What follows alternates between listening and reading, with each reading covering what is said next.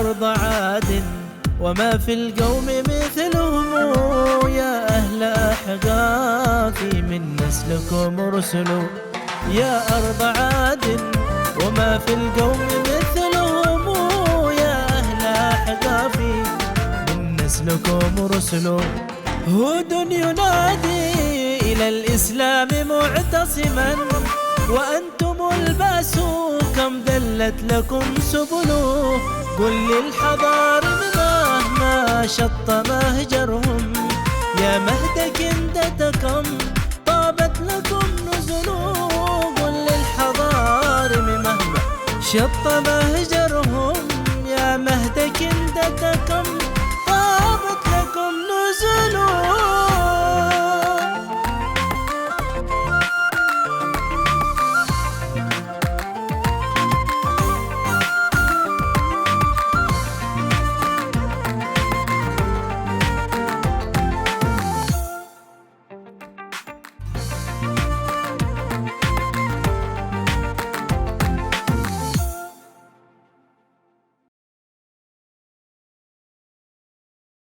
بسم الله الرحمن الرحيم.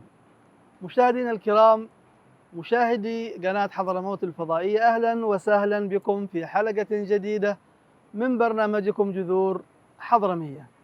الحضارم مرة أخرى وتكرارا ومرارا. الحضارم هؤلاء الذين صنعوا تلك الأسطورة في مهاجرهم من خلال ما صنعوا من الأثر والبصمة التي تركوها.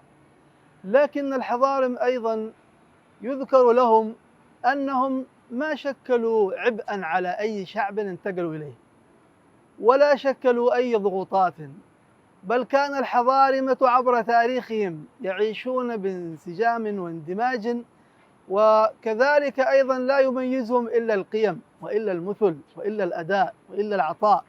أما سائر حياتهم فهم في عامة الناس ينسجمون ضمن نسيج المجتمع، ولا يحدثون شيئا مما قد يقلق تلك الشعوب. فإلى حلقة جديدة من برنامجكم جذور حضرمية.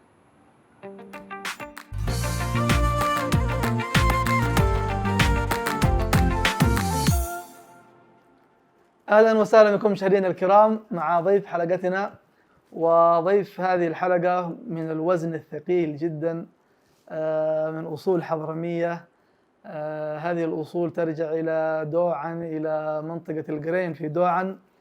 إنه السيد الحبيب حامد بن جعفر بن حسن البار. هذه الشخصية الحضرمية التي سطرت تاريخا وإنجازا سياسيا كبيرا في دولة وفي مملكة ماليزيا الاتحادية.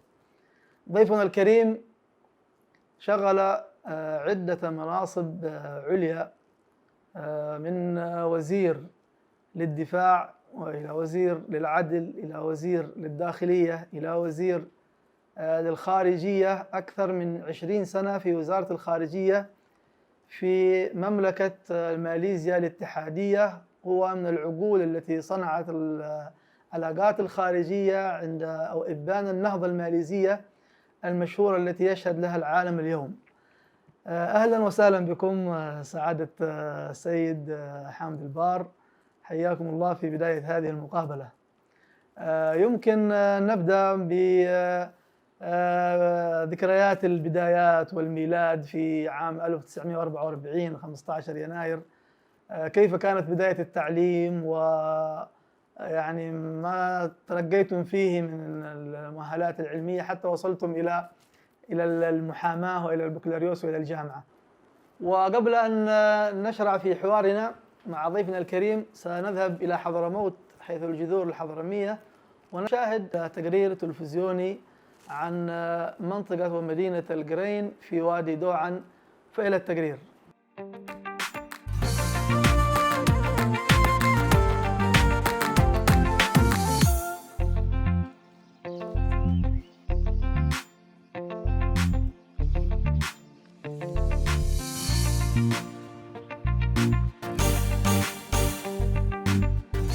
القرين إحدى قرى وادي دوعن، بلد دون الخريبة وبضعة، وهي واقعة بين الخريبة وبضع في الجانب الشرقي من وادي دوعان الأيمن.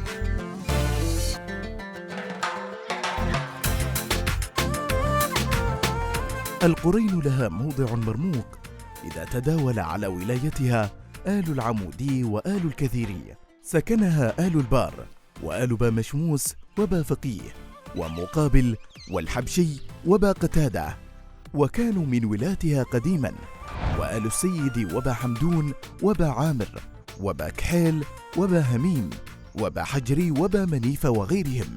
ولا شك أن أول من سكنها كندة، وهي قرية تحيط بها البساتين من كل الجهات، وأشجار النخيل تحضنها من كل مكان.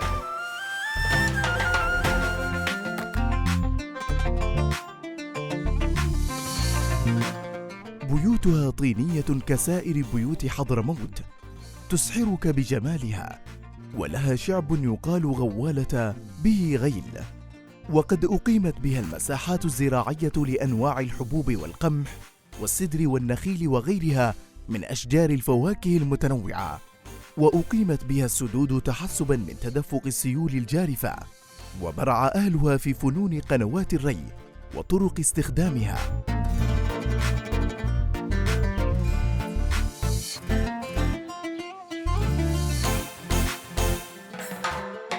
ومن معالمها القديمة علمة المعلم عمر بن محمد بحجري، التي كان يدرس فيها القرآن الكريم وبعض مبادئ العلوم الشرعية.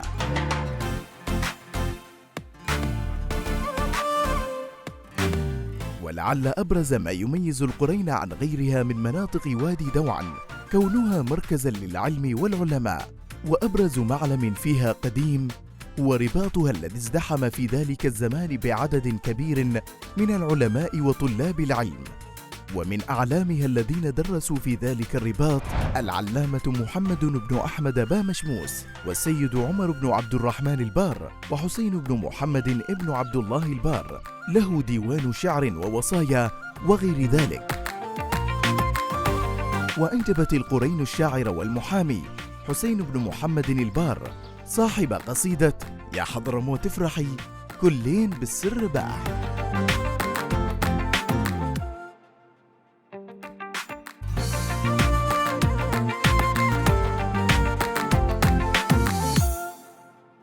اهلا وسهلا مشاهدينا الكرام مره اخرى، مشاهدي قناه حضرموت الفضائيه.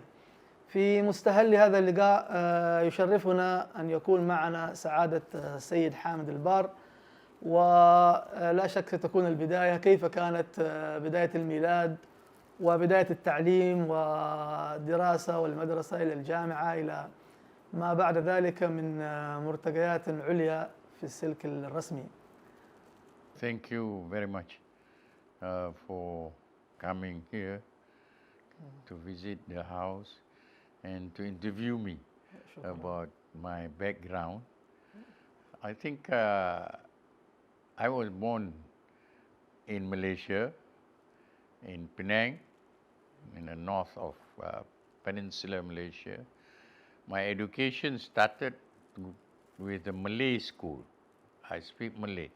Because the good thing about the Hadrami is that they assimilate into the society. So their main language after our father become Malay.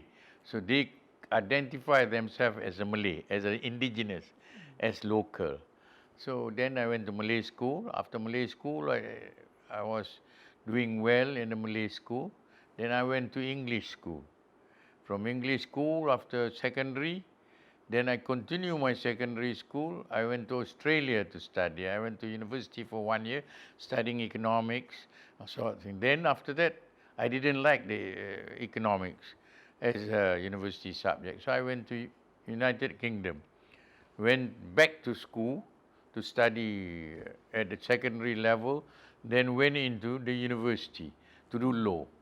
I went to do law, then I went law. After I finished that, I came back here and joined the government as a magistrate, as a president of a sessions court. Then I left and I worked in the bank for most of my working life is in the bank as a banker. So then I moved from banking, went into to practice law with my brother. He has got a legal firm. I started the legal firm as an advocate and solicitor. So from that, when I was offered to contest election in the old constituency where my father was the member of parliament, then I contested and had a very good majority, a very strong majority, over 30,000. So Dr. Mahathir appointed me as a minister, and I served for about 5 terms as a member of parliament and almost 4 terms as a cabinet minister in different capacity. But my longest serving as a minister is in the foreign ministry. And the rest of it all, history, we learn, and I enjoy doing what I am doing for all intent and purposes. The good thing about the Hadrami, they tend to identify themselves with the local population. So because of that, there was no problem of diaspora, especially in Malaysia. Some of them even forget their ancestry. But in our case, we trace. The first in Malaysia coming, and the Hadrami, the first Sayyid family that came to this part of the world was in the 13th century, and in the early 14th century. So very long, they came in as traders, they came in as da'i. So because of that, and a lot of the people a lot of them are also Sufis. So that's why the Islam that was brought by the Hadrami became acceptable, because they are from Hadramaut. If you look at Malaysia, even though we have got other mazhab, but usually they are Shafi'i, because it is from Hadramaut. So a lot of the Malay words are also, we took it also from Arabic and Malayanized it. MashaAllah. So, life here is very good. And I think the Malay people generally, they are very nice. That's how, not only the country is beautiful, the country has got good natural resources, the people are very, very friendly and courteous. So I think it's a good mix, it's a good balance. So as a result of it, we were able to live happily and contribute to society as well as to the country. لكن كيف كانت البداية؟ كيف كانت بداية تعرف مهاتير محمد عليكم وتواصلهم معكم حيث شجعكم ودفع بكم إلى العمل السياسي؟ كيف كانت بداية العلاقة مع مهاتير محمد؟ You see, Mahathir knew my father, even though they are not of the same ideology or philosophy, but they are in the same party. And then when he saw me speaking in the general meeting of the party, political party, then he started to identify, appoint me on the committee of the United Malays National Organization. I was 30-something at that stage. And then at 40, he offered me to contest election, but at the last minute, he didn't, because he knows my background. My background from corporate, I've worked in the bank, I've gone to work and serve overseas, and my father established very good name in the constituency. He wanted, at that time, there was a split within UMNO. So he wanted somebody to contest in the area so that there will be no problem. Because that area, after my father, it was a deputy prime minister that took the seat. So he wanted me to be a person who is acceptable. Alhamdulillah, he was a very good, strict boss. And with my experience, I was also given the responsibility to take charge of parliament, to take charge of the law. So I enjoyed doing what I was doing. And then with Mahathir, I served him from 1990 to 2000, I think, until Abdullah Badawi take over. When Abdullah Badawi took over, then I continued. Abdullah Badawi, his father and his grandfather and grandfather was very close to my father. So then I then join in until Najib comes in. When Najib comes in, I'm out of the cabinet, but I was still holding positions in other government bodies. You know, like as I mentioned, is the land public transport land commission. Public transport is in charge of the strategy for urban rail development, urban road transport development. So I was involved in that for 7 years. Then after that, I retired completely, but I get involved in NGO. I become an activist. I write. I produce book. I have written poetry book, 2 poetry book. I've written book of the book on current affairs. So I'm coming out with 2 or 3 more books. So I like to write, I like to lecture. So I keep myself busy by doing that. So I use my knowledge in order to transmit to the next generation, inshallah. نعم إن شاء الله إن شاء الله. شكرا. إذا كان إذا كان الدافع هو تشجيع الوالد ابتداء، والدكم، ثم أيضا لعلاقة الوالد بمهاتير محمد، أيضا جميعا كان لهم يعني أكبر علاقة في دفعكم للعمل السياسي وإبرازكم وربما نجاحاتكم اللاحقة في الجانب الرسمي في انتقالكم من وزارة إلى أخرى. سعادة السيد حامد، في جانب انتقالكم من وزارة لأخرى، كانت فترة وجودكم في وزارة الخارجية ربما هي الأطول، أكثر من 20 سنة في وزارة الخارجية، وهذا ربما كان أيضا متزامن مع رئاسة مهاتير محمد للحكومة. كيف كانت إدارتكم لتلك الفترة؟ أبرز الصعوبات التي واجهتكم في إدارة العلاقات الخارجية في محيط يعني من حولكم فيما فيه من التناقضات ما بين الأمريكان والصين وغيرهم، كيف أدارت وزارة الخارجية في زمن معالي الوزير حامد البار العلاقات الخارجية مملكة ماليزيا الاتحادية؟ When Mahathir became the Prime Minister, he decided that Malaysia, instead of focusing the strategy on politics at the international level or regional level, he wanted Malaysia to be an economic force. So he became very active on developing the economy. So he is responsible for making the country to, I think, change from being an agro country to an industrialized country. He did a lot of things for the country. And then at the same time, you know, he wants, because of the economy thing, he wants us to be very strong in trade, our export, so he started to play a role and take Malaysia to be profiled at the international level and among the Muslim countries.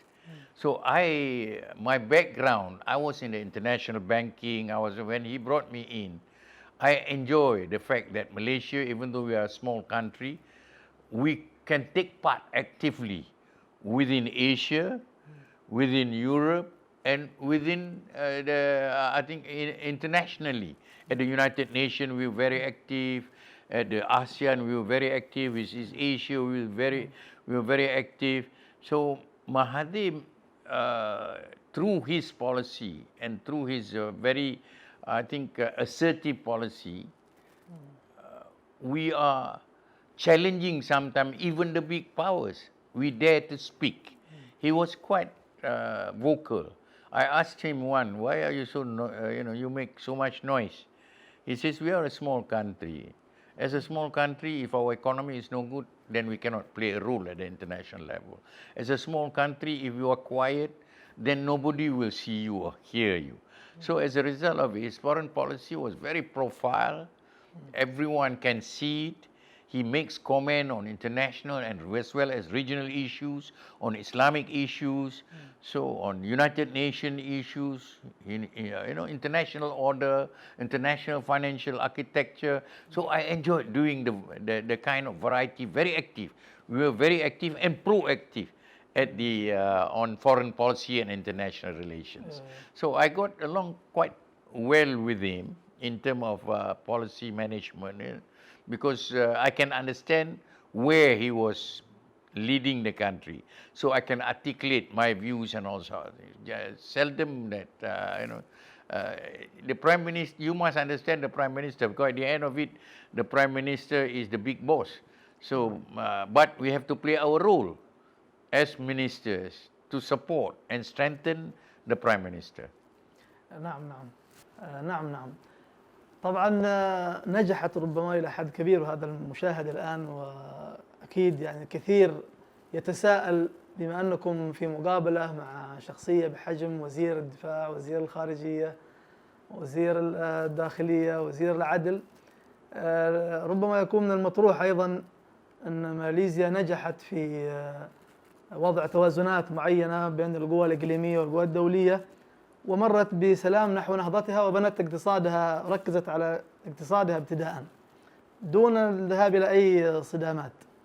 مشاهدينا الكرام، نذهب في استطلاع ونعود بعد ذلك لنواصل مقابلتنا إن شاء الله.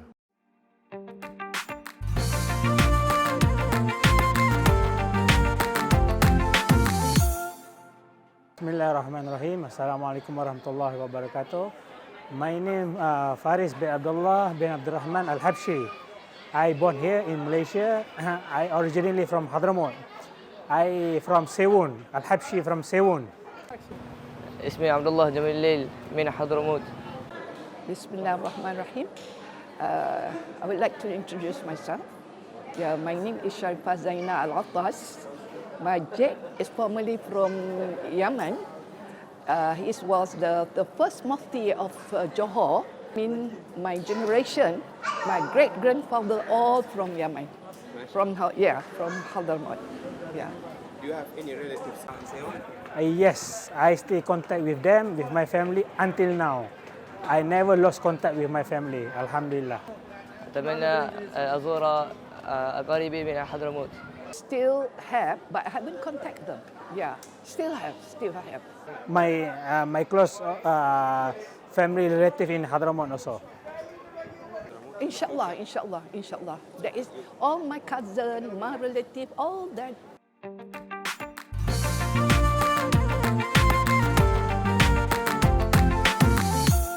أهلا وسهلا بكم مشاهدينا الكرام مرة أخرى، ونواصل حوارنا مع ضيفنا الكريم.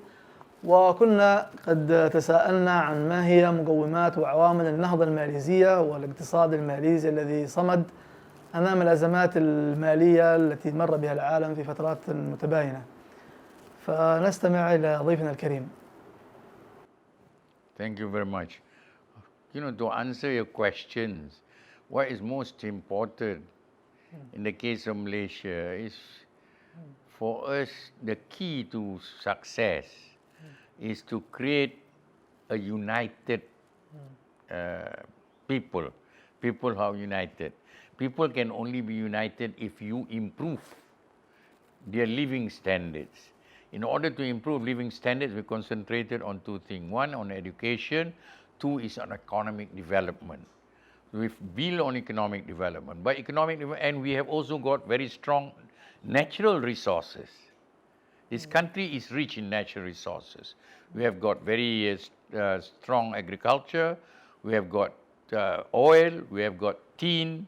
So there's a lot of resources. But at the same time, all these resources, if you have good resources, but if you don't have political stability, then we will not be able to develop the country. There are so many countries who are rich.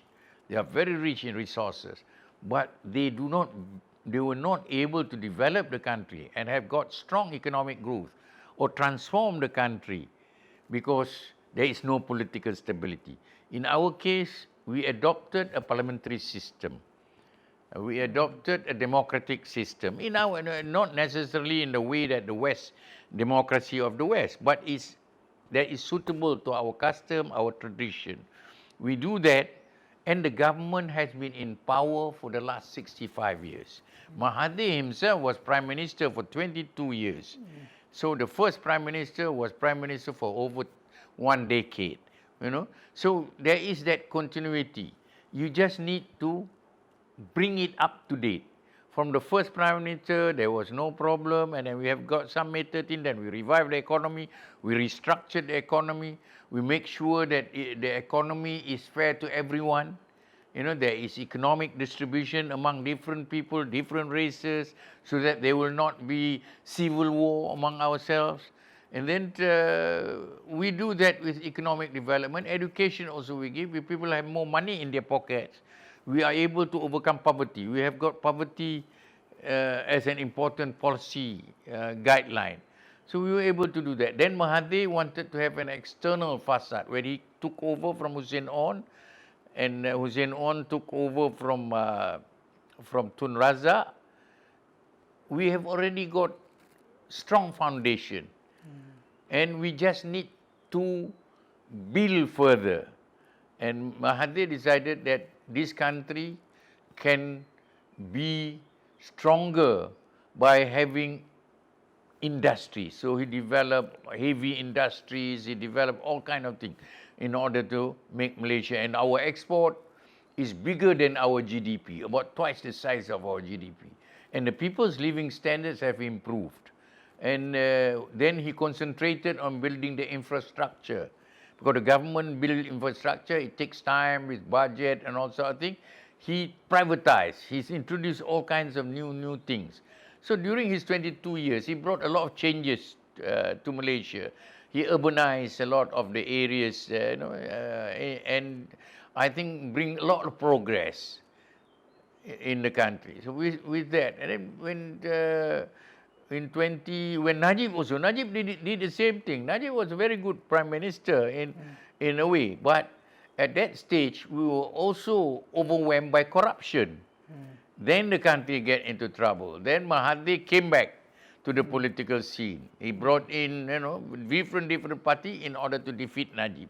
But when they defeat, they became government, but they didn't have the strong majority that we used to have. So when with that strong majority and the coalition between them is not sincere or maybe not strong, then after I think just about 18 months, I think Mahathir's government break. And then new prime minister was installed. That new prime minister also didn't last very long. Another one was installed. Then we had general election. Now we have this party. No party had a majority. Now the current one. So they bring in all other political parties to form the government. And now it is led by Anwar Ibrahim. But there is a lot of, instead of economic interplay, there is a lot of political interplay. So because of that, sometimes outsiders they have perception about, this country may not be stable. So most important for a country to grow is the perception of outsiders on our country, perception of investors about our country. So I think now Anwar is trying to find his direction. He introduced Madani and all sort of thing, but he's still inundated with a lot of political questions.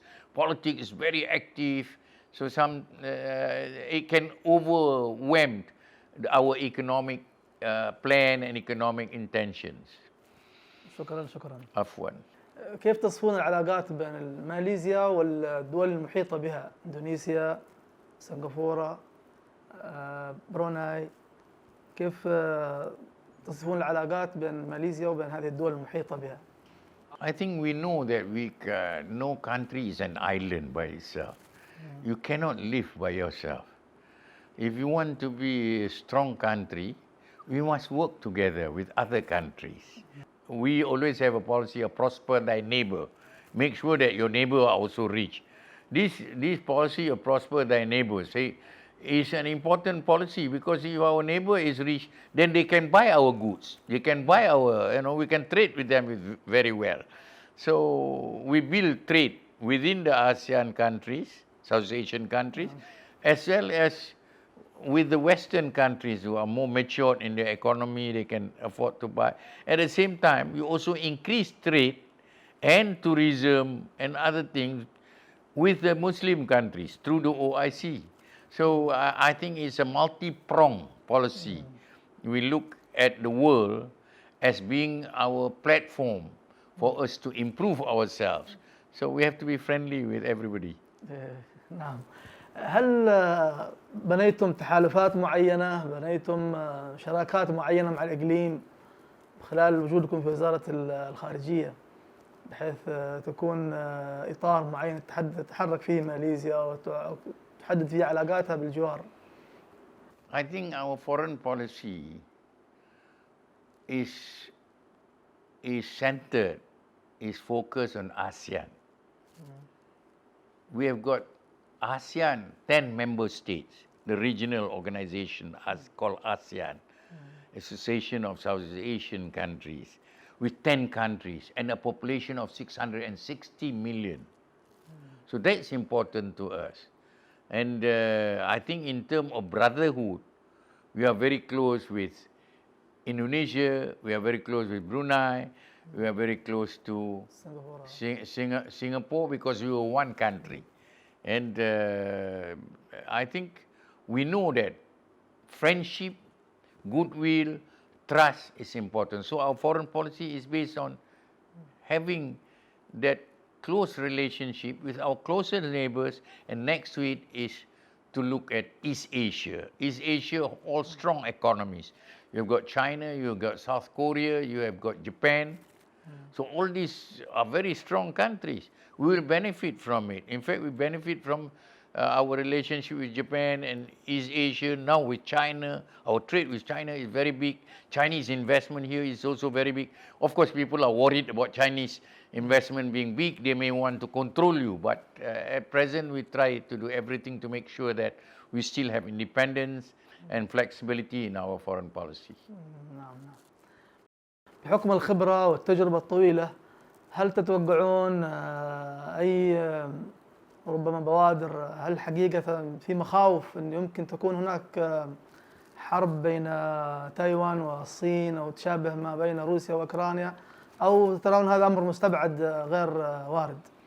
You see, in the case of Taiwan and China or US, we have a policy of recognition, one China policy. There's only one China. That Taiwan ultimately is a territory of China, but it's a breakaway state for the time being. But at the same time, even though we don't have diplomatic relations, we have got an indirect diplomatic relation by establishing a friendship association. Because Taiwan invests a lot in our country. We also trade with Taiwan.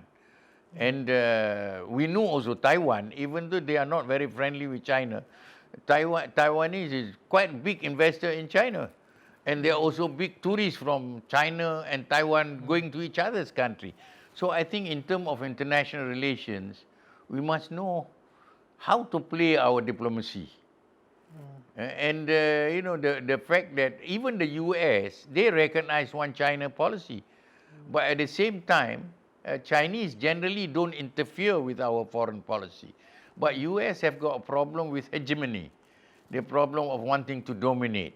So that sometimes create tension within the area. Now they consider the US-China rivalry now.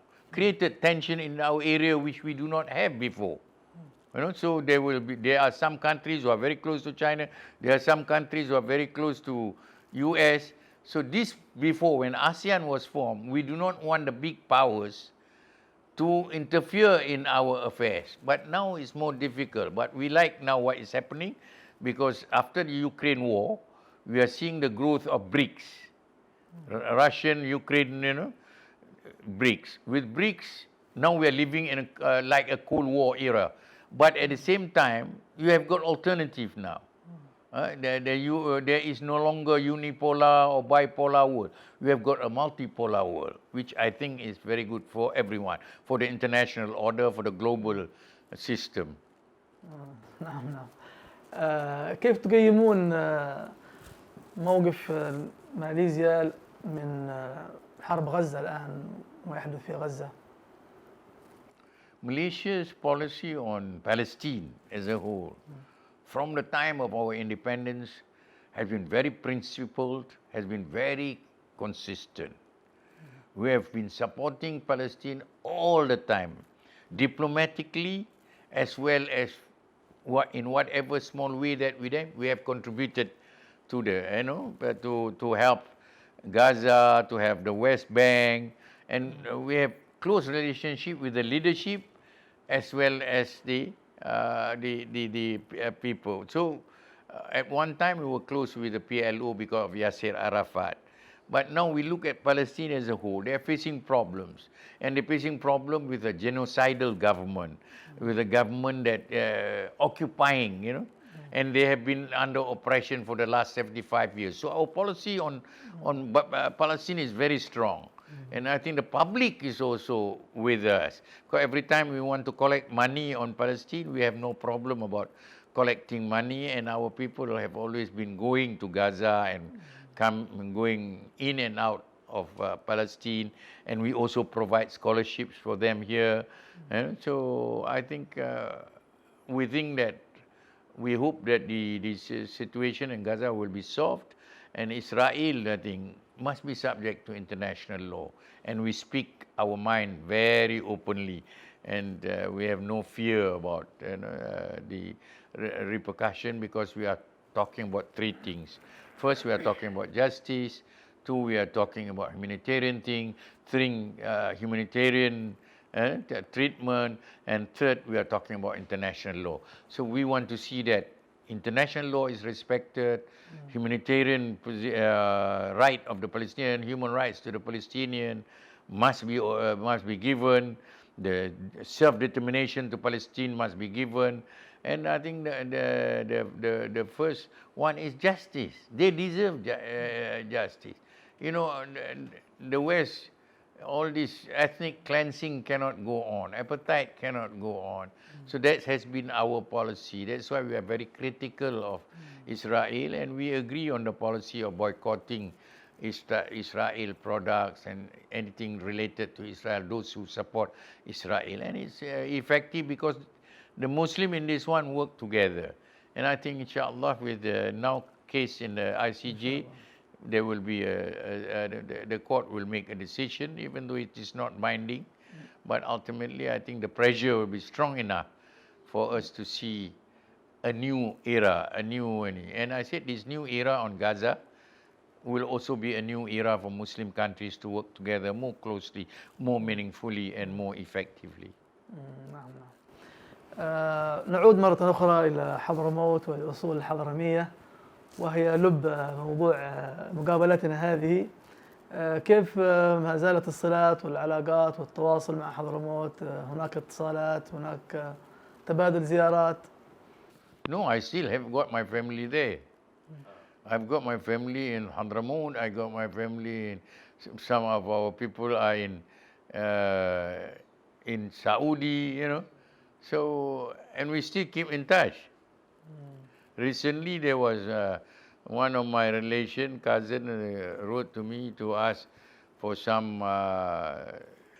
Then I called my brothers in order to help in whatever way that we can.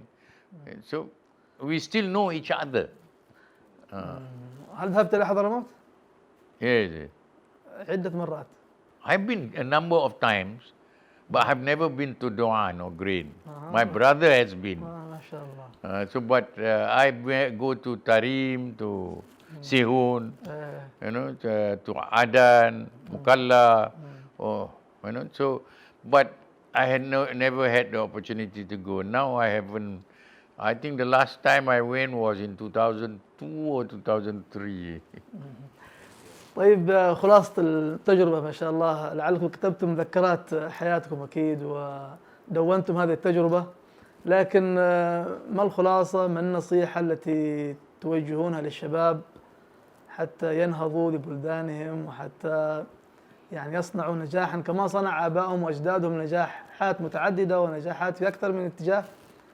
ما نصيحتكم للشباب اليوم حتى يكونوا لهم الحضور البناء والفاعل؟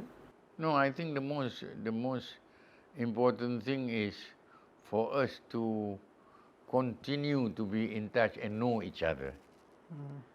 No, even though we have now from distance we have developed different nationality, we have different, but we must not forget our origin, asal. So you don't forget your origin. So you keep in touch. So that's why we try to do our best. And sometimes the problem is always communication. Like my family in Green, they speak Arabic. Sometimes I get it translated. But I think the most important thing is never lose touch. You keep in touch, no matter how irregular it is.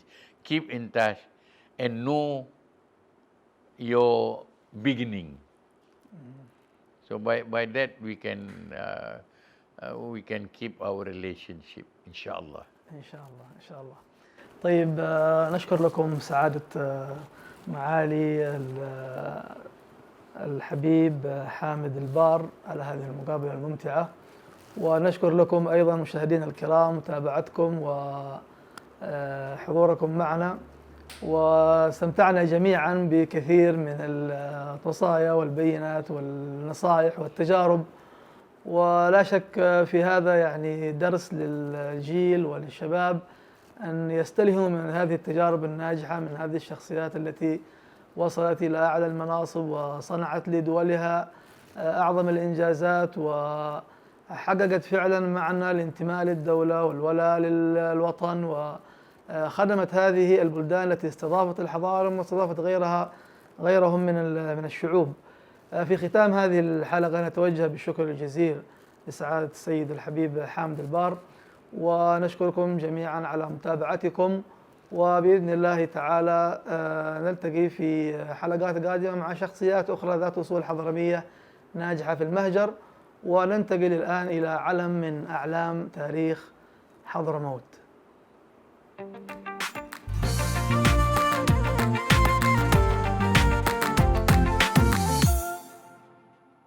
علم من أعلام تاريخ حضرموت.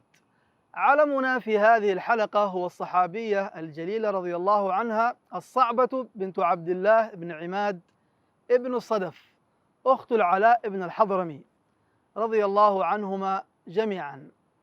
الصعبة بنت عبد الله رضي الله عنها أمها هي عاتكة بنت وهب بن عبد بن قصي بن كلاب رضي الله عن الصعبة. أسلمت لكنها كانت زوجة لأبي سفيان بن حرب رضي الله عنه، ثم طلقها، ثم كان عليها عبيد الله بن عثمان التيمي فولدت له طلحة بن عبيد الله، وطلحة هذا هو المبشر بالجنة، هو طلحة الفياض رضي الله عنهم جميعا. وكان ابنها طلحة قد سبقها إلى الإسلام.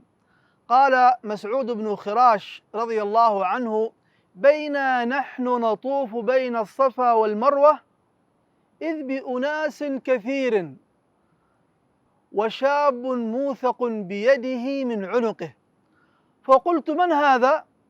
ما باله؟ قالوا: هذا طلحة بن عبد الله صبأ. وخلفه امرأة تدمدم، فقلت: من هذه؟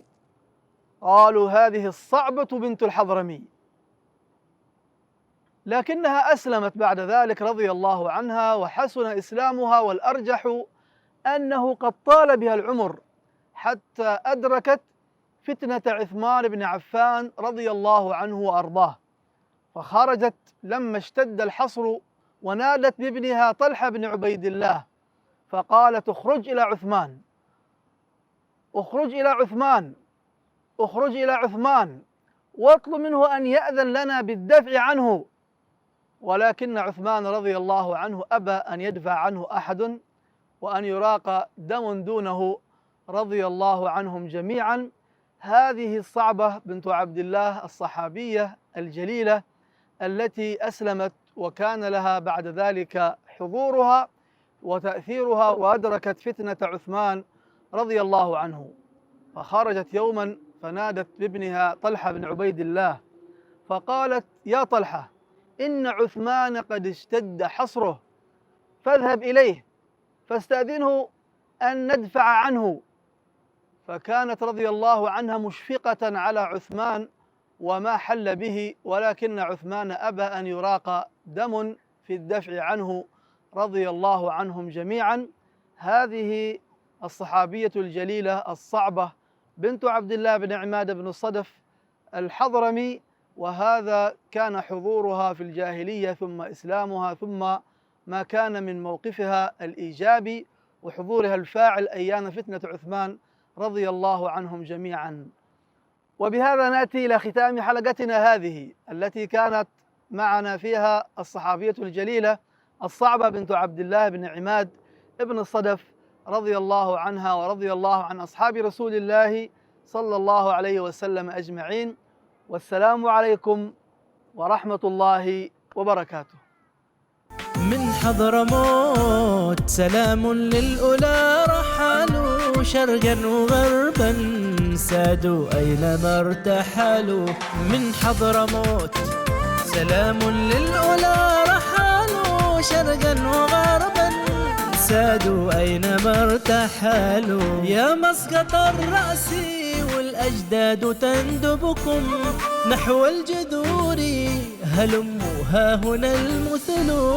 قم فاسأل الكون عن تاريخ أمتنا، لحد الغزاة ولحن الشوق ينفتل. قم فاسأل الكون عن تاريخ أمتنا، لحد الغزاة ولحن الشوق ينفتل.